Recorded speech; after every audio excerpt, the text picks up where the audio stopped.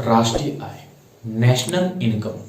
अर्थव्यवस्था में राष्ट्रीय आय एक महत्वपूर्ण अवधारणा होती है और किसी भी देश की अर्थव्यवस्था को समझने के लिए राष्ट्रीय आय की गणना से जुड़ी महत्वपूर्ण अवधारणा को जानना बहुत ही जरूरी है। राष्ट्रीय आय किसे कहते हैं? राष्ट्रीय आय किसी एक वित्तीय वर्ष में उत्पादित की गई अंतिम वस्तुओं तथा सेवाओं का मौद्रिक मूल्य ही राष्ट्रीय आय कहलाती है। यानी कि किसी एक निश्चित समय अवधि में उत्पादित की गई अंतिम वस्तुओं तथा सेवाओं का मौद्रिक मूल्य ही राष्ट्रीय आय कहलाती है। वित्तीय वर्ष अलग अलग देशों में भिन्न भिन्न हो सकता है। जैसे कि भारत में वित्तीय वर्ष 1 अप्रैल से 31 मार्च तक वित्तीय वर्ष कहलाता है और मैक्सिमम विकसित देशों में वित्तीय वर्ष 1 जनवरी से 31 मार्च तक वित्तीय वर्ष कहलाता है।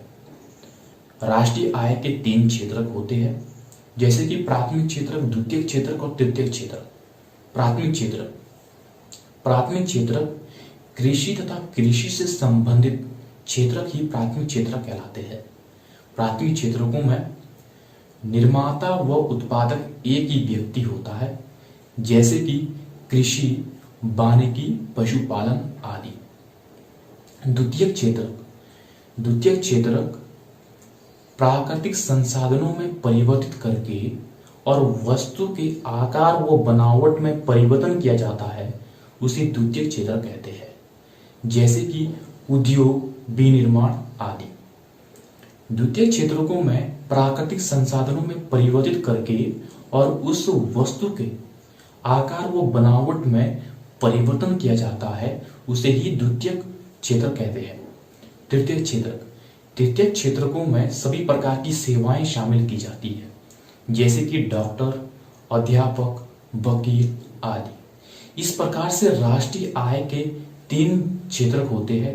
ये तीनों क्षेत्रक बहुत ही महत्वपूर्ण। राष्ट्रीय आय की गणना से जुड़ी हुई कुछ महत्वपूर्ण अवधारणाएं हैं, जिसके अध्ययन से राष्ट्रीय आय का विस्तार और भी विस्तारित हो जाता है, जैसे कि जीडीपी, ग्रॉस डोमेस्टिक प्रोडक्ट, सकल घरेलू उत्पाद।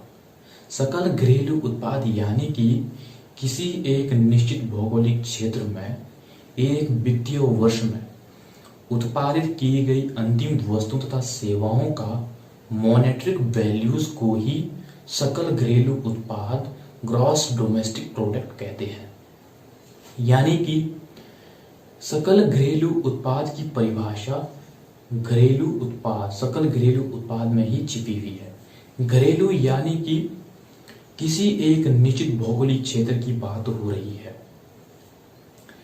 किसी एक निश्चित भौगोलिक क्षेत्र में अगर किसी वस्तु तथा सेवाओं का उत्पादन हो रहा है, उस वस्तु तथा सेवाओं का उत्पादन भी किसी निश्चित समय अवधि में हो रहा होगा। यानी कि एक वित्तीय वर्ष किसी निश्चित भौगोलिक क्षेत्र में एक वित्तीय वर्ष में उत्पादित की गई अंतिम वस्तु तथा सेवाओं का मॉनेटरी वैल्यूज, मौद्रिक मूल्य ही सकल घरेलू उत्पाद कहलाता है। जीडीपी किसी भी अर्थव्यवस्था की वार्षिक वृद्धि दर को ज्ञात करने में मदद करता है। अगला है जीडीपी के बाद एनडीपी, नेट डोमेस्टिक प्रोडक्ट, शुद्ध घरेलू उत्पाद। जीडीपी में से हार्समान दर को घटाने पर एनडीपी प्राप्त होता है, नेट डोमेस्टिक प्रोडक्ट, शुद्ध घरेलू उत्पाद। हार्समान दर, ये हार्समान दर क्या होती है? वास्तव में जिन संसाधनों के द्वारा हम उत्पादन करते हैं, उपयोग के दौरान उन संसाधनों में मूल्यों में कमी आती है। मूल्यों में कमी गिरावट और टूट-फूट के कारण आती है। इस टूट-फूट और गिरावट को ही हार्समान दर कहा जाता है। अर्थात सकल घरेलू उत्पाद में से इस हार्समान दर को घटाने पर नेट डोमेस्टिक प्रोडक्ट, शुद्ध घरेलू उत्पाद प्राप्त होता है, जिसे एनडीपी कहा जाता है। एनडीपी से अर्थव्यवस्था में गिसावट और टूट-फूट से होने वाले नुकसान को समझने के लिए किया जाता है। अगला है जीएनपी, ग्रॉस नेशनल प्रोडक्ट, सकल राष्ट्रीय उत्पाद। सकल राष्ट्रीय उत्पाद यानी कि किसी भौगोलिक क्षेत्र के नागरिकों के द्वारा अपने देश और विदेशों से प्राप्त की गई आय को सम्मिलित किया जाता है, उसे जीएनपी कहा जाता है या सकल राष्ट्रीय उत्पाद कहा जाता है। सकल राष्ट्रीय उत्पाद राष्ट्रीय से यह प्रतीत होता है कि किसी पर्टिकुलर देश के नागरिकों की बात की जा रही है। किसी देश के नागरिकों के द्वारा अपने देश और विदेशों से प्राप्त की गई आय को सम्मिलित किया जाता है, उसे सकल राष्ट्रीय उत्पाद कहा जाता है।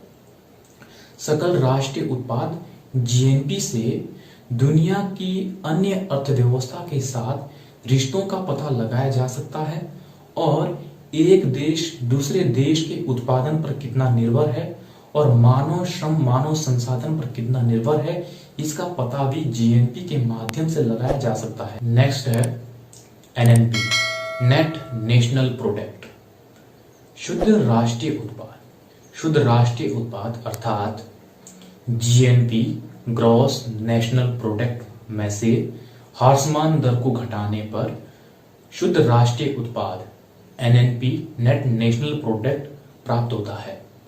अर्थात सकल राष्ट्रीय उत्पाद में से हार्समान दर को घटाने पर शुद्ध राष्ट्रीय उत्पाद प्राप्त होता है। एनएनपी ही किसी अर्थव्यवस्था की वास्तविक राष्ट्रीय आय होती है। एनएनपी के माध्यम से प्रति व्यक्ति आय को भी ज्ञात किया जाता है। वह एनएनपी किसी देश की वास्तविक आय को उस देश की आबादी से भाग देने पर प्रति व्यक्ति आय ज्ञात होती है। इस प्रकार से राष्ट्रीय आय के माध्यम से जीडीपी और एनडीपी और जीएनपी और एनएनपी का विस्तृत रूप से अध्ययन किया गया है।